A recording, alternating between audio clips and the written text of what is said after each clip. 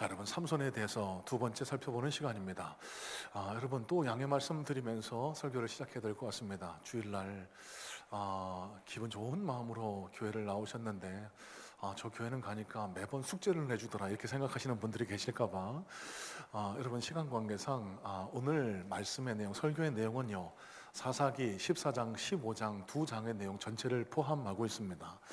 여러분 제가 일일이 성경 구절들을 찾아서 함께 읽고 그렇게 나누지 못하게 된 점을 다시 한번 좀 양해해 주시기를 부탁을 드리고, 여러분 오늘이 가시기 전에 사사기 14장 15장을 여러 차례 묵상해 보시면 제가 나누었던 은혜, 제가 받았던 하나님의 말씀의 묵상을 더 깊이 이해하게 되시는 그런 은혜가 있으실 줄로 믿습니다. 자, 여러분 창세기 14장 15장에는요 이제 자라서 청년이 된 삼손이 한 블레셋 땅에 있는 딥낫 땅에 있는 여자와 결혼하려고 했을 때 일어났던 에피소드를 그려내고 있습니다. 자, 여러분 오늘 삼손에 대해서 살펴보는 말씀의 제목이 여러분 주보에 보시는 제목과 조금 달라져 있을 겁니다. 제가 참 뭐랄까요, 당혹스러운 다소 좀 힘든 아침 시간을 보냈습니다. 왜 그러냐면요, 이 사사기 14장, 15장의 내용을 통해서 제가 주일날에도 한 5년 전인가 설교를 한 적이 있고요. 또 그 밖에도 다른 장소, 다른 환경에서 한두 차례 더 설교한 기억이 있습니다. 그러다 보니까 이전에 말씀을 읽고 주석을 공부했던 내용을 바탕으로 비슷한 내용을 그렇게 말씀을 준비하면서 이 한 주간을 보냈고요. 여러분 토요일은 제가 늘 드리는 말씀처럼 토요일 저녁은 지금껏 준비했던 말씀, 내일 설교한 내용들을 곱씹고 다시 묵상하면서 그렇게 말씀의 내용을 풍성히 가다듬어가는 시간으로 삼고 있습니다. 그런데 어제 저녁에 말씀을 묵상하는 가운데 이 삼손의 삶에 대해서 지금껏 제가 생각해왔던, 물론 다른 분들의 다른 주석가의 설교 해석의 내용이 참고가 되었습니다만 다른 마음이 드는 겁니다. 한 주간 내내 준비했던 설교의 내용과는 다른 방향의 갈래로 제 마음속에 삼손의 삶이 풀어지고 말씀이 해석되어지기 시작하는 거예요. 어제 저녁에 근데 밤이 이미 늦었습니다. 밤이 9시가 다 돼갖고 교회를 가야 되나 고민하다가 그냥 잠자리에 들었습니다. 그때 교회로 나왔으면 어땠을까라는 생각을 해보게 되는데, 이게 제 성격이 이렇게 이래 보여도 예민하고 까탈스러워서요, 뭔가 마음이 이렇게 좀 편안하지 않으면 잠을 잘 못 잡니다. 밤새도록 말씀을 생각하고 이거 내일 가면 이거 해야지, 이렇게 해야지, 그러다가 잠을 설치고 새벽에 나와서 얼마 되지 않는 한 1시간여 동안 설교의 내용을 다 뜯어 고쳐서 이 자리에 서게 됐는데요. 여러분 왜 제가 삼손의 삶에 대해서 다시 다른 방향의 설교를 하게 됐을까? 여러분 주보에 보시면 설교의 제목을 라만레히 vs, 그러니까 vs죠, 엔하쿠레라고 지었습니다. 예전에는 제가 그렇게 설교했습니다. 라만레히와 엔하쿠레는 다른 개념을 가진 단어다.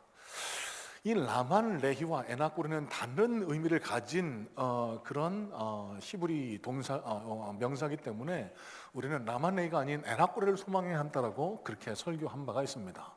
과연 그럴까? 여러분 우리가 삼손에 대해서 흔히 하는 오해들이 있습니다. 여러분 먼저 왜 우리가 삼손에 대해서 오해하고 있을까를 한번 생각을 해봤으면 좋겠어요. 여러분 삼손 하면 떠오르는 이미지가 뭐라고 생각하십니까? 여러분 머릿속에 바로 떠오르는 이미지요, 삼손 하면은 크고 장대한 힘이 센 인물이라고 여러분 머릿속에 떠오르시죠? 여러분 과연 맞을까요? 성경이 과연 그렇게 가르치고 있습니까? 성경에는 그런 구절을 단 한 구절도 찾아볼 수가 없습니다. 여러분 우리가 흔히 상상하는 것처럼 운동을 열심히 해서 아놀드 슈왈츠네거 터미네이터처럼 막 울뚝불뚝 막 이게 장대한 이런 인물이 삼손일 거라고 보는 것은 우리가 주일학교 때서부터 들었던 삼손에 대한 전형적인 그런 스테레오타입 해석에 기반하고 있기 때문에 그렇습니다. 여러분 가만히 한번 생각해 보세요. 삼손이 나면서부터 강했을까요? 아닙니다. 사사기 13장에 삼손의 출생에 대해서 기록을 하고 있는 5절 말씀을 보면은요, 삼손이 태어나니까 하나님의 영이 그에게 임했다라고 성경은 분명히 기록을 합니다. 그리고 삼손의 삶을 통해서 살펴볼 수 있는 삼손이 괴력을 발휘해서 사자를 때려 죽이고 1000명을 때려 죽이고 신전 기둥을 무너뜨려서 많은 사람을 죽이는 이런 능력이 나타났을 때 여러분 꼭 반드시 따라 나오는 구절이 있습니다. 하나님이 함께 하심에, 여호와의 영이 함께 하심에. 여러분, 그럼 우리가 어떻게 생각해 볼 수 있을까요? 삼손이 나면서부터 장사로, 천하장사로 힘이 센 사람으로 난 게 아닐 수 있다는 겁니다. 저는 아니라고 확신합니다. 삼손이 그 큰 능력을 발휘할 수 있었던 이유는요, 하나님이 도우셨기 때문이라는 거예요. 자, 두 번째, 우리가 흔히 삼손은 굉장히 여자만 밝히는 호색한 문란한 사람이다라고 생각하기 쉽습니다. 그렇죠? 그도 그럴 것이 13장은 삼손의 출생에 대해서 기록을 하고 있고요, 14, 15, 16 삼손의 본격적인 삶을 다루는 내용은 이 단 3장밖에 기록이 되지 않습니다. 그런데 이 3장의 내용 전체가 다 그 주요 등장인물이 여성이 껴요. 14, 15장에는 딥나 여인이라는 여성이 등장을 합니다. 그리고 16장 삼손의 몰락을 가져오게 된 들릴라, 블레셋 기상 들릴라가 등장하기 때문에 야, 삼손은 어지간히 여자를 좋아했나 보다, 어지간히 여자를 밝혔나 보다, 그렇게 호색하니까 저렇게 망하게 되지. 여러분, 우리가 흔히 이렇게 생각하기가 쉽습니다. 여러분, 하지만 이것도 오해일 수 있습니다. 물론 들릴라라는 여자의 꼬임에 꼬여서 마지막을 비참하게 맞은 것은 분명한 사실이긴 합니다만, 우리 잠시 후에 조금 더 자세하게 나누게 될 텐데, 딥나 여인과 결혼하는 것을 그가 호색했다라고 보기는 다소 무리가 있습니다. 여러분, 딥나 여인과의 결혼은요, 어찌 보면은 지극히 정상적인 한 남자와 한 여자가 만나서 결혼을 준비하는 과정, 그리고 그게 어떤 모종의 사건 때문에 깨어지고 갈라지게 되는 과정을 그리고 있다라고 봐도 무방합니다. 여러분, 이렇게 보면은요, 삼손은 우리가 생각하는 것처럼 여자만 밝히는 호색한이다라고 그렇게 해석하는 것도 무리가 있습니다. 자, 마지막으로 삼손을 실패한 인생이다라고 우리는 생각하기 쉽습니다. 여러분, 과연 맞을까요? 여러분, 히브리서 11장에 보시면은요, 이런 말씀이 기록이 됩니다. 11장 32절인데요. 내가 무슨 말을 더하리요? 기드온, 바락, 삼손, 입다, 다윗 및 사무엘과 선지자들의 이를 말하려면 내게 시간이 부족하리로다. 여러분, 히브리서 11장은요, 믿음장이라고 우리에게 알려져 있습니다. 믿음의 선조들, 위대한 이름들의 믿음이 열거됩니다. 아브라함부터 시작해서요, 이삭이 나오고 야곱이 나오고요, 모세가 나오고, 여기 나오는 여러 사사들, 기드온, 바락, 입다, 삼손, 그 뒤에는 또 누가 따라 나옵니까? 믿음의 거장 다윗과 사무엘이 따라 나옵니다. 여러분, 이 가운데 삼손의 이름이 명명백백하게 기록이 되어 있어요. 자, 그러면 하나님께서 삼손을 실패한 인생으로 보셨다라고 하면 이 믿음의 영웅들을 열거해놓은 이 히브리서 11장에 과연 삼손의 이름을 기록해 놓으셨을까요? 여러분, 이것조차 오해일 수 있다는 사실입니다. 무슨 말일까요? 여러분, 인간적인 눈으로 바라보고 판단하기 때문에 삼손이 실패한 인생처럼 비춰질 수 있습니다. 왜요? 여러분, 우리 그리스도인들의 소망이 뭡니까? 예수 믿어서 이 땅에서도 잘 사는 겁니다. 성공을 누리는 겁니다. 이 관점에서 삼손의 삶을 바라보니까요, 기생 들릴라의 꼬심에 빠져서 머리 잘리고 두 눈 뽑히고 조롱을 당하며 그 맷돌을 굴리다가 결국은 죽게 되는 이 삼손의 삶이 실패한 인생으로 비춰질 수밖에 없지만, 여러분, 다른 측면, 하나님의 관점에서 볼 때 삼손은 실패한 인생이 아니다라는 사실입니다. 삼손은 믿음의 영으로 당당히 그 이름을 하나님 나라의 기록에 올리고 있고요, 이런 맥락에서 봤을 때 우리는 삼손에 대해서 무언가 크게 오해를 하고 있을 수 있다는 생각을 마음에 품고 제 오늘 말씀을 좀 쫓아와 주시면 좋겠습니다. 자, 그래서 제가 설교의 제목도 급히 수정을 했는데요, 라만레히 엔핫고레, 예전에는 저도 그렇게 설교했습니다. 양쪽 상극가 있는 상반된 개념의 두 단어라고 그렇게 해석하고 풀이하기 쉽지만, 여러분, 제 관점에서 보면 그렇지 않습니다. 라만레히와 엔핫고레, 그래서 라만레히 vs 엔핫고레에서 라만레히 그리고 엔핫고레로 설교의 제목을 수정합니다. 자, 여러분, 제가 무슨 말씀을 드리고 있는지 제일 먼저, 비록 이 달라진 시각에서 보면은 다른 시선으로 바라볼 수도 있겠으나 삼손이 결국은 들릴라의 꼬임에 넘어가서 머리 잘리고 두 눈을 뽑히게 되는 미완의 완성을 거둘 수밖에 없었던 중요한 실패, 이게 첫 번째 교훈입니다. 두 번째는 그러면 라만레히와 엔핫고레에서 우리가 찾을 수 있는 교훈은 무엇일까? 자, 우리 14장 1절로 2절 말씀 한번 눈으로 보겠습니다.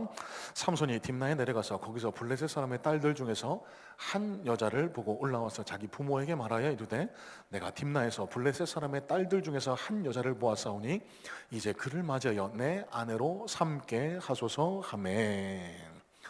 자, 여러분 앞서 말씀드렸습니다. 삼손이 호색한 여자만 밝히는 그런 문란한 사람이라고 보기 어렵다는 시각에서 이 말씀을 다시 한번 살펴보시면 좋겠습니다.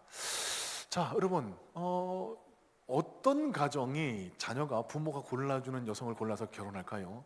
그렇지 않은 가정이 많을 수 있습니다. 그렇죠?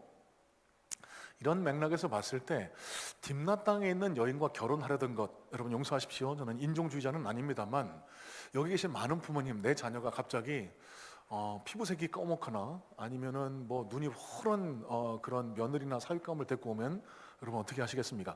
그런 경우와 비슷한 겁니다. 마노아와 마노아의 아내가 이 딥나 여인을 좋아하오니 그녀를 데려와 나와 결혼하게 하소서 때를 썼던 것, 여러분 우리 평범한 일반적인 가정에서 얼마든지 일어날 수 있는 일, 이런 관점에서 보면 삼손이 문란하다, 호색합니다, 여자만 밝힌다 이렇게 보기가 어렵다고 말씀드릴 수 있는 거예요.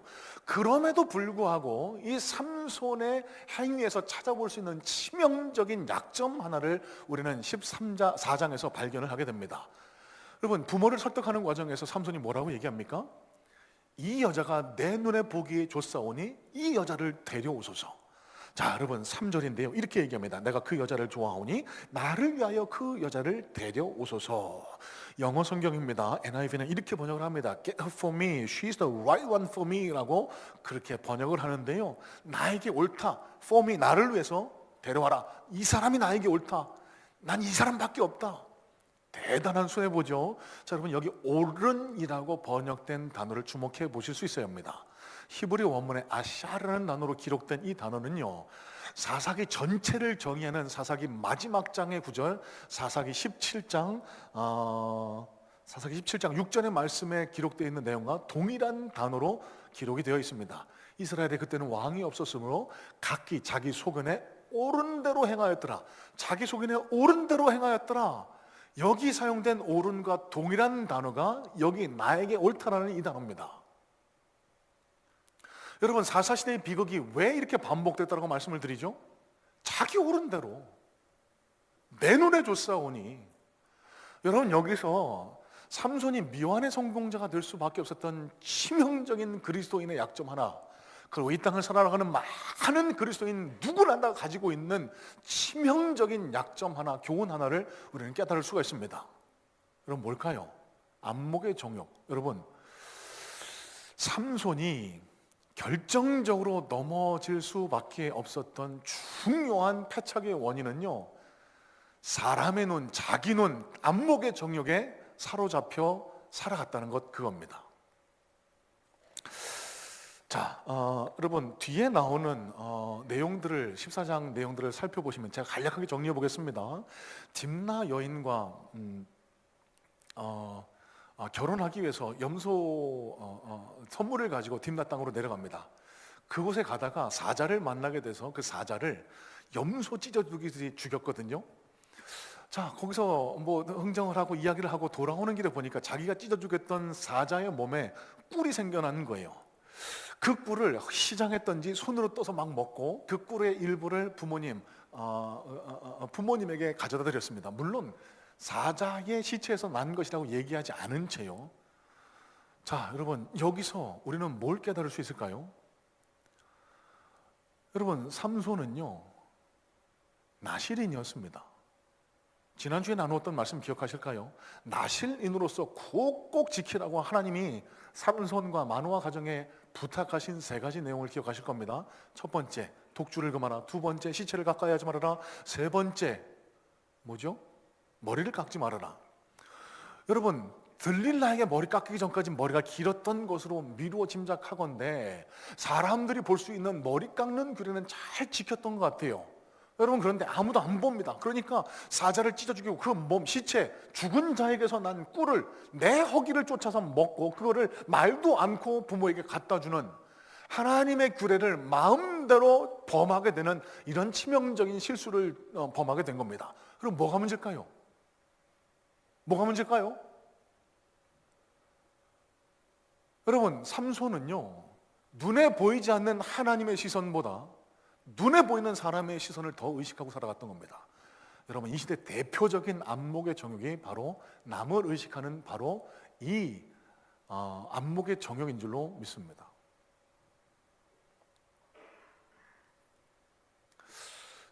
용서하십시오. 요즘 선거철이 다가오니까요. 저는 이제 주일날 퇴근하기 전에는 교회 안에만 머물기 때문에 잘 모르겠습니다만 교회 나서시는 분 앞에 많은 분들이 와서 이제 출마하시는 분이 인사하고 다녀가신다라고 그래요. 목회자하고 정치하시는 분들의 공통점이 있습니다. 남들이 볼 때만 일한다는 겁니다. 남들의 시선을 많이 의식하며 살아갈 수밖에 없습니다. 결정적인 차이점이 있습니다. 제가 적어도 경험하기에는 정치를 하시는 분들은요, 남들이 볼 때 잘하면 성공합니다. 남들이 볼 때 잘하면 성공합니다. 그래서 언론 플레이도 잘하고 지역 주민들, 유권자 만날 때 잘하고 그러면 반드시 성공하게 되어 있습니다. 근데 목회자는요, 사람 볼 때만 잘하려고 하면은 반드시 실패합니다. 목회자는요, 사람이 보지 않을 때, 성도들이 보지 않을 때 하나님과의 관계를 차곡차곡 갈고 닦아서 은혜를 누리지 않으면은 반드시 강단에서, 아니 어떤 경우에도 실패의 자리에 내려갈 수밖에 없다라는 게 목회자와 정치인의 가장 큰 극명한 차이점입니다.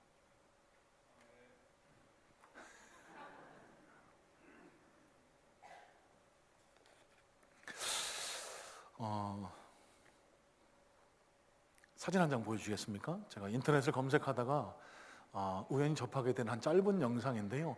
저 영상의 내용은 복잡하지 않습니다. 간단합니다. 육아에 지친 한 부부가요, 건너편 맞은편의 아파트 사는, 그러니까 건너볼 수가 있는 거예요. 맞은편 아파트에 사는 그 부부의 삶을 너무너무 부러워합니다. 여러분 잘 아시겠지만 육아를 하다 보면은 자기의 삶을 누릴 시간 여유, 삶의 여유가 잘 되지 않습니다. 그래서 늘 육아에 지치고 자기도 못 가꾸고 늘 아이들 돌보고 가정 돌보느라고 지쳐 있는 저 부부가요, 건너편에 살고 있는 부부의 삶을 보니까 아이는 없는데 자주 파티를 엽니다. 자주 손님을 초대해서 맛있는 음식을 즐기고 좋은 음악을 틀어놓고 그렇게 서로 춤도 추면서 대화를 나누고 이런 모습, 우리는 언제쯤 저런 삶을 살게 될까 너무너무 부러워서 자꾸 그 건너집을 관찰을 하게 되었다는 겁니다. 그런데 어느 날 시간이 흐르고 보니까요, 저 집에서 느껴지는 기류가 달라졌다는 걸 감지하게 됐대요. 둘이 심각한 대화를 전에는 늘 웃고 떠들고 사랑을 나누는 그런 모습만 보이다가 어느 날 보니까 두 부부가 심각한 거예요. 그러다 보니 얼마 안 있다가 또 보니까요, 남편이 이 머리를 깎았는지 모자를 뒤집어 쓰고 휠체어에 앉아서 돌아오는 겁니다. 아마 큰 질병을 만난 것 같아요. 그러더니 또 얼마 있다가는 남편이 세상을 떠났습니다. 집안이 적막하게 그지없습니다. 남아있는 여자가 매일 남편을 그려하며 웁니다. 비탄에 빠져 있습니다. 그냥 두고만 보면 안 되겠다 해서 부러워하던 여인이 위로하기 위해서 건너편 여인을 찾아가요. 그랬더니요, 그 여인도 부러워하는 저 여인을 알고 있었던 겁니다. 보고 있었대요. 자기네들이 불행의 고통의 터널을 통과할 때 우리도 저렇게 평범하게 자녀들과 함께 소박한 음식을 차려놓고 같이 밥을 나누고 식사를 하고 같이 웃고 떠들고 아이들과 함께 부대끼는 저런 삶을 조금만 더 이어갈 수 있으면 얼마나 좋았을까. 여러분, 제가 무슨 말씀 드리고 싶어서 이 이야기를 꺼냈을까요? 여러분, 타인을 의식하는 삶, 남을 부러워하는 삶, 여러분 거기에는 행복이 없습니다. 여러분, 참된 행복은요, 우리 내면에 있고요. 여러분, 우리 그리스도인의 참된 행복은요, 그걸 뛰어넘어서 하나님과의 관계를 통해서 주어진다는 사실. 여러분, 타인의 시선을 너무 신경 쓰면서 살아가는 것, 여러분, 이 시대의 대표적인 눈의 욕망입니다. 특별히 우리 자녀들 SNS, 인스타그램 등등을 통해서 보여주기식의 삶, 그러니까 나의 진짜의 삶과는 거리가 먼 그 남을 부러워하는 남의 시선을 의식하면서 살아가는 삶은요, 자신의 삶을 올가매고 옥죄일 뿐 절대로 행복과 가까워질 수 없는 잘못된 삶이라는 사실을 우리 여기 앉아 계신 부모님들 가르쳐 주실 수 있어야 돼요. 여러분, 또 한 걸음 더 나아가셔서요, 남에게 보여주는 삶, 타인의 시선을 의식하는 삶을 통해서는 절대로 참된 행복을, 평안을 찾을 수 없다. 거기 한 걸음 더 나아가셔서 하나님을 의식하면서 살아가야 한다고.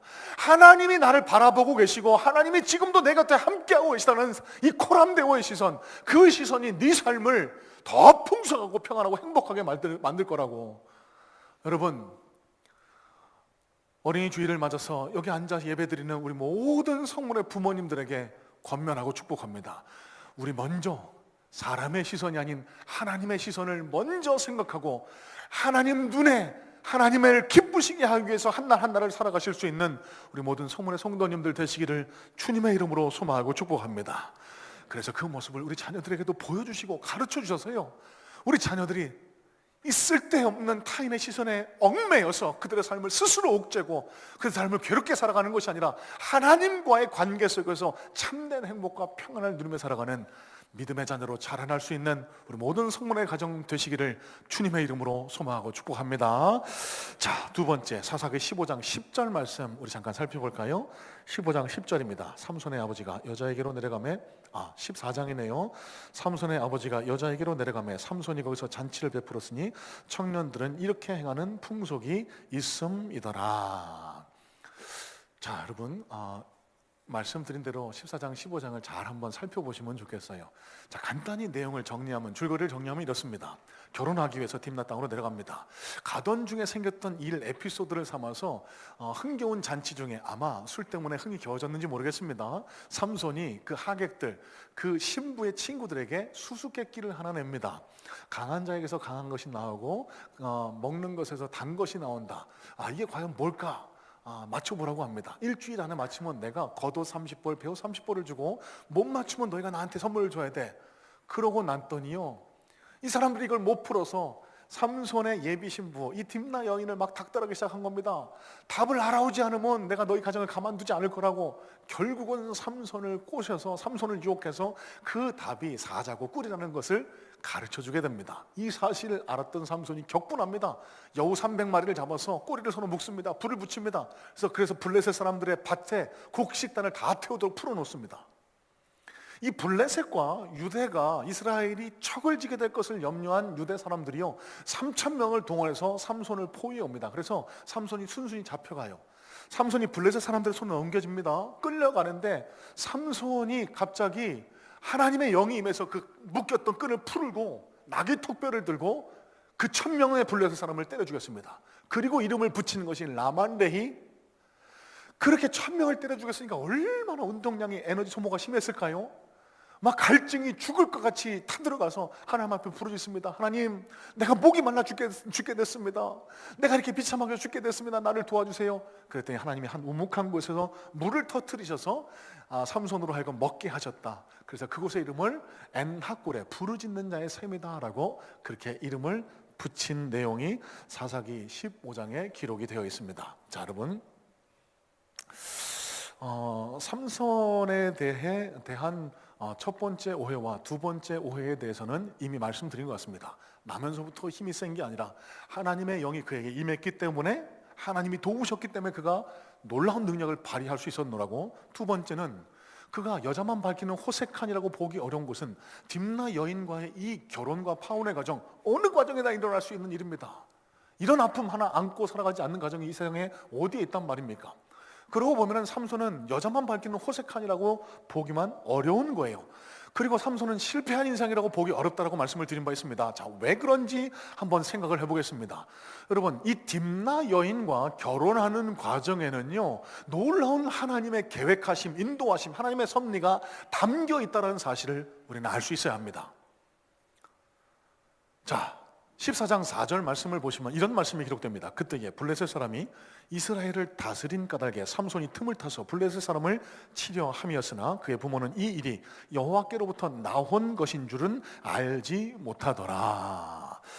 여러분, 영어 성경인 NIV는 이렇게 번역을 합니다. His parents did not know that this was from the Lord who was seeking an occasion to confront the Palestinians. 여러분, 이게 무슨 뜻일까요? 여기 블레셋 사람이 이스라엘을 다스린 까닭에 삼손이 틈을 타서 블레셋을 치려고 했다. 이 구절을 잘 주목해 보세요. 삼손이 틈을 타려 했다. 여러분, 우리 한글 성경 이렇게 번역을 하고 있는데요, 실제 원문에는 인칭 대명사가 쓰였습니다. 그라는 인칭 대명사가 씁니다. 그러니까 많은 신학자, 주석자들이 이 그라는 인칭 대명사를 either way, 그러니까 삼손이라고 번역할 수도 있고 하나님이라고도 번역할 수 있다라고 그렇게 입을 모아 해석을 합니다. 여러분, 이게 무슨 뜻일까요? 여러분, 이 마노아와 그의 아내는 말렸어요. 야, 번쩍, 야, 이게 국제 결혼이 웬 말이냐? 아니, 그것도 모자라서 저 이방인이라고 결혼하면 어떡하냐? 예수 믿는 사람, 교회 다니는 사람이랑 결혼해야지. 안 돼. 나 흙이 들어가기 전에 못 봐. 반대했지만 거기에는 삼손의 욕망만 들어간 게 아니라 삼손은요, 오히려 하나님의 뜻을 이루고 하나님께 받은 사명을 이루기 위해서 이 딥나요인과 결혼하려고 했다라는 사실이 이 14장 4절 말씀을 통해서 우리에게 드러나고 있는 겁니다. 그럼 무슨 뜻이죠? 하나님께서 삼손을 들어 쓰셔서 블레셋의 압제로부터 이스라엘을 구원하기 위해서, 그런 사실을 일으키기 위해서 딥나요인과 결혼하게 준비하셨다, 계획하셨다. 어떻게 할 수 있죠? 그 틈을 타서 블레셋을 치려 함이었더라. 하나님이 블레셋을 치려 하셨다, 혹은 삼손을 사용하셔서 블레셋을 치려 하셨다, 이렇게 해석해 볼 수 있는 거예요. 딥나 여인과의 결혼 과정이 그냥 문란하고 여자만 밝히는 호색한의 모습은 아니라는 사실을 방증해 주고 있다는 것입니다. 자, 그러면 라만레이 에나골에는 우리가 어떻게 다시 해석해 볼 수 있을까요? 여러분, 예전에 이런 설교 많이 들어보셨을 겁니다. 라만레이는 이런 뜻입니다. 나귀 턱뼈로 1000명을 죽였다. 얼마나 교만해 보이고 얼마나 자기 자신을 드러내는 것이냐, 사람의 힘을 의지하는 것이다. 여러분, 과연 그럴까요? 자, 14절, 15절, 15장입니다. 한번 눈으로 보겠습니다. 삼손이 레이의 이름에 블레셋 사람들이 그에게로 마주 나가며 소리 지를 때 여호와의 영이 삼손에게 갑자기 임하시매 그의 팔 위에 밧줄이 불탄 삼과 같이 그의 결박되었던 손에서 떨어진지라. 삼손이 나귀의 새 턱뼈를 보고 손을 내밀어 집어들고 그것으로 1000명을 죽이고. 여러분, 삼손의 삶을 다시 한번 묵상하면서 제 안에 들어온 신학적 상상입니다. 차마 유대 백성들을 죽일 수는 없었습니다. 3000명이 둘러싸고 자기를 압박해 오니까 순순히 잡혀줍니다. 근데 블레셋 사람들이 끌려가는 것은 다른 이야기였습니다. 여러분, 그때 삼손이 뭘 했을까요? 삼손이 어떤 마음으로 끌려갔을까요? 아유, 내가 괜히 이 삼기 사사가 돼서 괜히 내가 결혼 잘못하려다가 이 꼴을 당하는구나, 원망불평했을까요? 아니요. 제 마음에는 다른 생각이 드는 겁니다. 여호와의 영이 임하셨대요. 여호와의 영이 하나님께서 자의적으로 로봇에게 전원 듣듯이 그냥 그렇게 임하셨을까요? 아닐 겁니다. 적어도 제게 들어오는 생각입니다. 그 밧줄에 붙들겨 결박되어서 블레셋 사람들의 손에 끌려가는 그 삼손이 하나님 앞에 기도하지 않았을까요? 하나님께서 기름 부어 택하신 이 삼손이 저 적군 블레셋의 손에 넘어가게 됐습니다. 하나님, 나를 도와주셔서 저 블레셋 사람들에게 수치를 당하지 않게 도와주세요. 기도하지 않았을까요? 하나님의 영이 그때 임했던 겁니다. 갑자기 삼손의 몸에 힘이 생겨나더니 그의 몸을 묶고 있던 결박을 끊어낸 겁니다. 나귀 턱뼈가 보입니다. 그 나귀 턱뼈로 그 블레셋 사람 1000명을 죽였습니다. 사진 한 장 보여주시겠습니까? 여러분, 나귀 턱뼈가 뭘 의미한다고 생각을 하세요?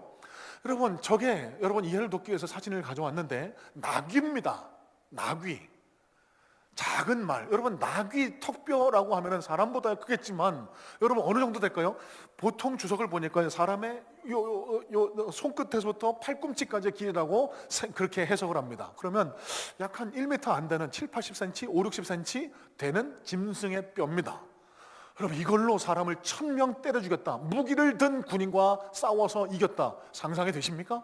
안 되는 거예요. 여러분, 그러면 전 나귀 턱뼈가 상징하는 바는 뭘까요? 보잘것없는 것, 말도 안 되는 것, 도저히 상대 안 되는 것. 하나님이 도우시니 저 나귀 턱뼈로 블레셋 사람 1000명을 죽일 수 있었다. 여러분, 라만레이가 가리키는 건 바로 이 의미입니다. 여러분, 제가 라만레이입니다. 제가 나귀 턱뼈예요. 보잘것없는 제 인생을 주님께서 붙들어 주셔야만 제가 이 강단에서 하나님의 메시지를 전할 수 있고요, 아무것도 않는 제 인생을 하나님이 지금껏 인도하시고 붙들어 주셔서 지금 여러분들과 이 말씀을 나눌 수 있는 하나님의 사명자로 살아갈 수 있는 것, 여러분 그렇게 보면은 제가 누렸던 제 재능, 달란트, 제가 가졌던 모든 것이 다 낙의 턱배입니다. 제 삶이 낙의 턱배예요. 하나님이 제 삶에 함께 하시니까 하나님께서 저 블레셋 적군을 물리치고 사단의 유혹도 물리치고 시험도 물리치고 목사로서 살아갈 수 있는 이 힘과 능력과 용기를 오늘도 제게 허락해 주셨다. 여러분, 이런 맥락에서 라만 레이는요, 자신의 능력을 드러내는 아주 교만함의 상징이 아니고요, 하나님의 도우심 때문에 승리했다라는 그런 의미를 담은 단어가 라만 레이라고 해석해 볼 수 있습니다. 여러분, 어린이 주일을 맞아서 우리 성문의 모든 성도님들, 우리 성문의 모든 가정들에게 하나님께서 라만 레이의 역사를 베풀어 주시기를 간절한 마음으로 소원하고 축복합니다.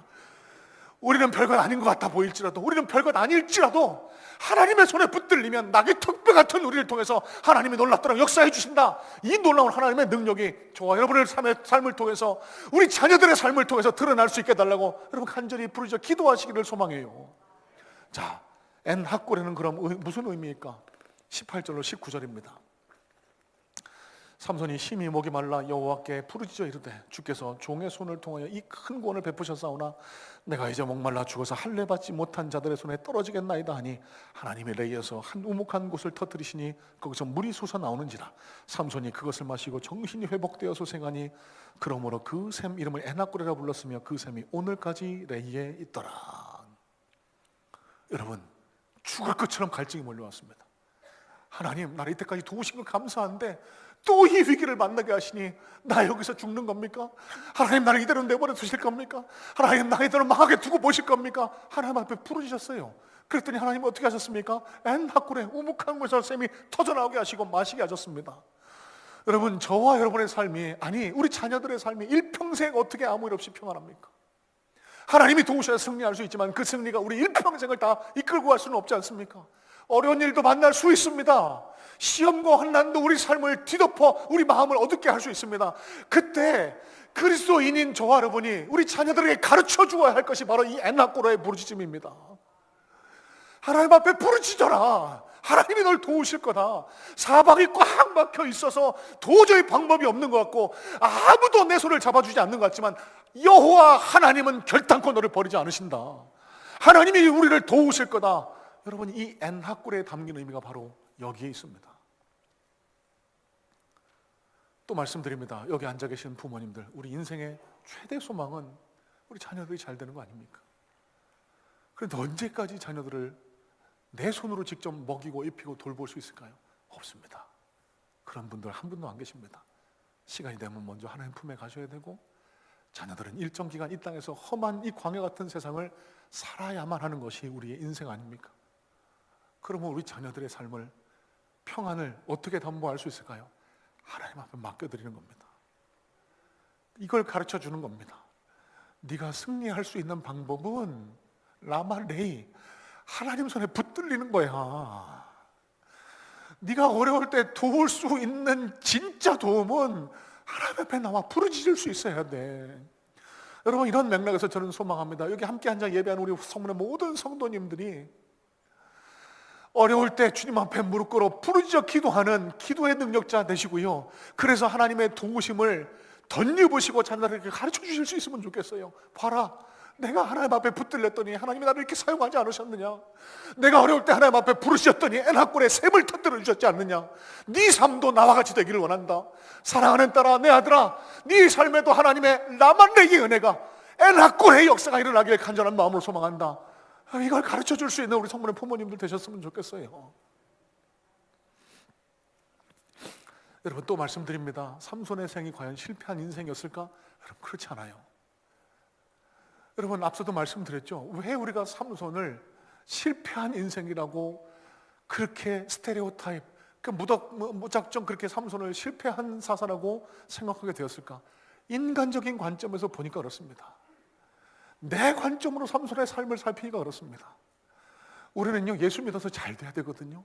복도 받아야 되고 사업도 잘 돼야 되고 누릴 거 많이 누려야 되고. 여러분, 근데 하나님 관점에서는 그게 진짜 성공은 아니었던 거예요. 비록 어렵고 힘들지만 고난이 있지만 라만레이 하나님 손에 붙들려서 하나님 사명을 따라 살아가고 힘들고 어려울 때 엔하골에 주님 앞에 부르짖어서 주님의 도우심을 입었던 삶, 여러분 그게 하나님 눈에 보시기에 진짜 성공한 삶이라는 겁니다. 제 삶에 한번 적용해 봤습니다. 여러분 저도 성공한 목사가 되고 싶습니다. 제 인생이 실패한 인생으로 끝나기 원하는 사람은 아무도 없겠죠. 그러면 제가 어떤 삶을 사는 것이 삼손의 삶에 비추어 봤을 때 성공한 삶이 될 수 있을까? 교회를 크게 부흥시키는 것, 유명한 목사가 돼서 물질적으로도 보상을 받고, 저 강남에 요새 뭐 몇십억씩 한다는 강남에 아파트도 하나 사고, 뭐 자녀들한테 뭐 이렇게 또 많은 재산도 물려.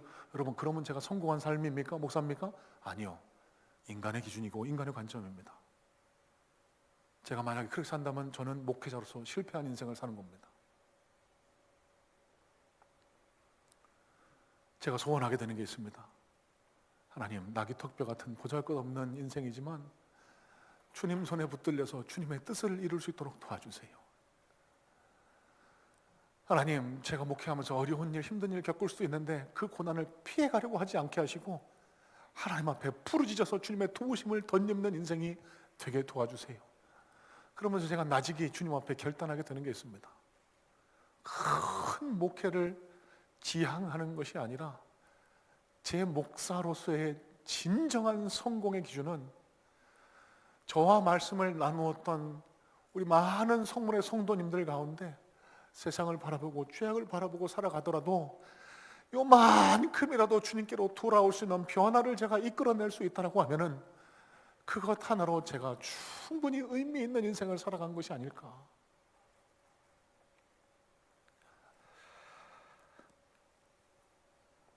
제가 최근에 읽고 있는 책, 인생을 위한 최소한의 생각이라는 책 가운데요, 미국의 바프티스트 처치 오브 아메리카의 목회자이자 교수인 토니 캠플로라는 목사님이 쓴 글이 마음에 와닿습니다.